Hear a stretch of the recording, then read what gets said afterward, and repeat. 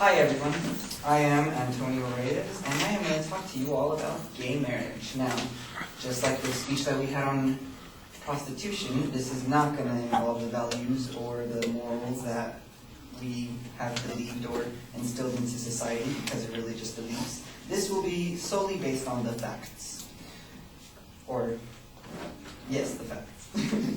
Okay, so my claim is that gay marriage would bring positive consequences towards the American well-being.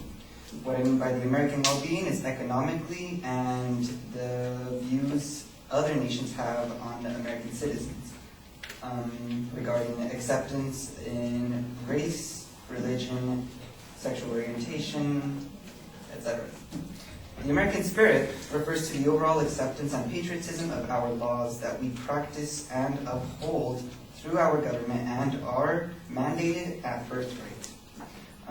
The minorities that we see today are homosexuals, and the way that we have managed to mistreat them is by denying them the right to marriage. And if we look back in our history, we can see that with the African Americans, they experienced racism and disenfranchisement.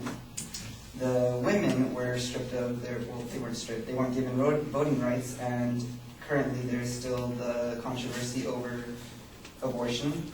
The Judaism believers went through the Holocaust, and, well, for many other cases, we can see that minorities will always be oppressed.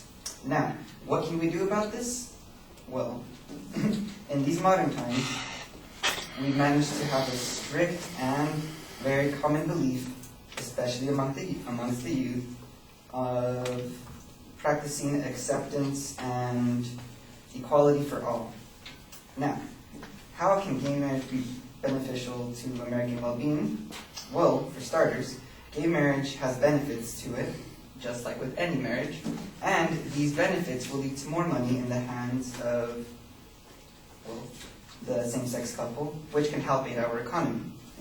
The American law directly allows for same-sex marriage, indirectly allows for same-sex marriage, and third, the prolonged fight against same-sex marriage is only a distraction towards other more important national matters and should be granted simply for the sake that this fight against gay marriage has prolonged itself.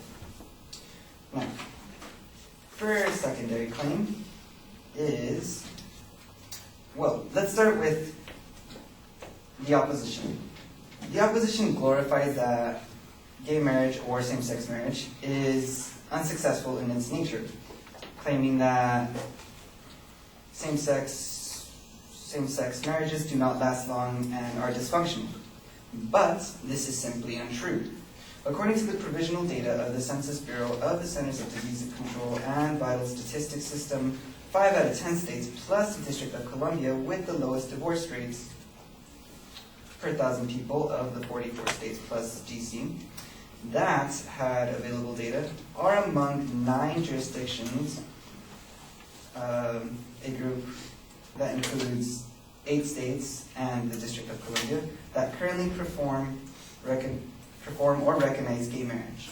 Now, the significance behind this trend is that we can see that states that allow for same-sex marriage consequently report fewer divorce rates. Now, can this be credited to the heterosexual marriages coming in contact with same-sex marriage couples? Perhaps. Or can it be that same-sex marriages simply have a positive effect on these states? Another important note is that the states that exercise the bans on gay marriage maintain high levels of divorce rates. Now, let's look at our Declaration of Independence. This being the document that was sent to our mother country, back then, Great Britain, lines out the ideals of this country. We hold these truths to be self-evident that all men are created equal, that they are endowed by the Creator with certain unalienable rights, that among these are life, liberty, and the pursuit of happiness. That to secure the rights, these rights, the governments are instituted by men, deriving their just powers from the consent of the governed. This excerpt is directly taken from this highly respected document and is redundant when we look at the states that prohibit same-sex marriage. Because if all men are created equal, why is it that some men can marry and some cannot? Aside from that, if to achieve happiness one must marry, how can we deny them the right to be married? Now,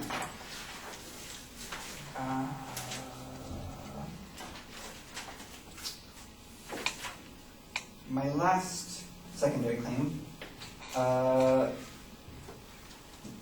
is based around the idea that this fight against gay-sex marriage has prolonged itself. It was in 1970 when the same-sex couples first began to seek marriage licenses and other rights. 42 years now and counting, and we still have not had that equality that we long for. John Wardhurst, Emeritus Professor of the Political Science at the National University and Deputy Chair of the Australian Republican Movement, argues that same-sex marriage is an issue that won't go away. Like with all historical examples of oppression or inequality, let's do the simple solution of granting these rights and give way to important national issues aside from gay marriage.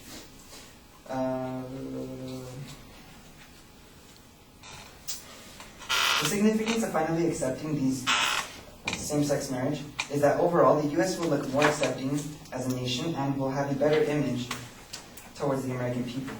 By being more accepting, we can further implicate that all the gay bullying that we have seen in the news and suicides which do exist, primarily because of gay bullying, will probably come to a halt.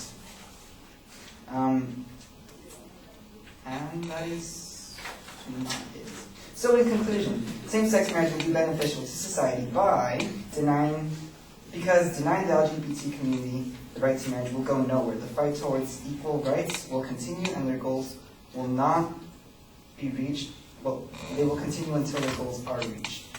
And so we should let this prolonged fight end by granting them their rights so that we can focus on more important issues. Also, the legalization of same-sex marriage will promote a healthier economy by benefiting same-sex marriages with marriage benefits, and it is un-American to deny marriage to same-sex couples, and the accepting and patriotism of the American citizen will result in a more positive view for America. Thank you.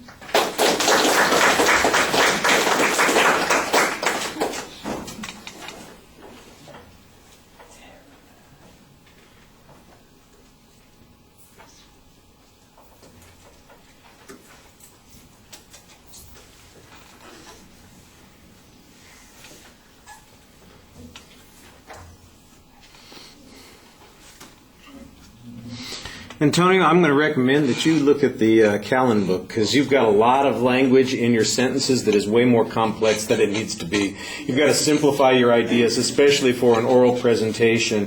I know that you're trying to express the idea in a way that is eloquent and interesting to listen to, but it's hard to listen to, and it often leaves you struggling to figure out exactly what it is you're trying to say on a given point. When you watch this back, I think you'll hear that when you're listening to yourself, because you sometimes get stuck in these convoluted sentences.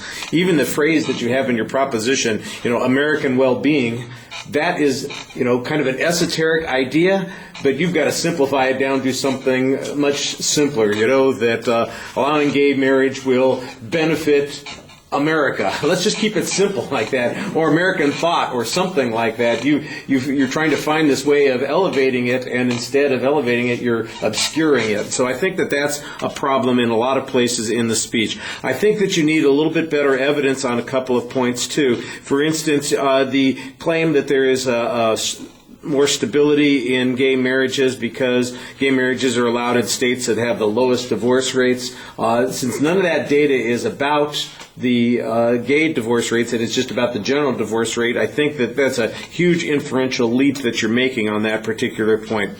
You don't really preview the contents of the speech for 2.5 minutes. The first 2.5 minutes is all setup of what's going on here, and that's another place where you're getting a little flowery and a little esoteric, and you need to get to the argument faster. So you're almost halfway into the speech before you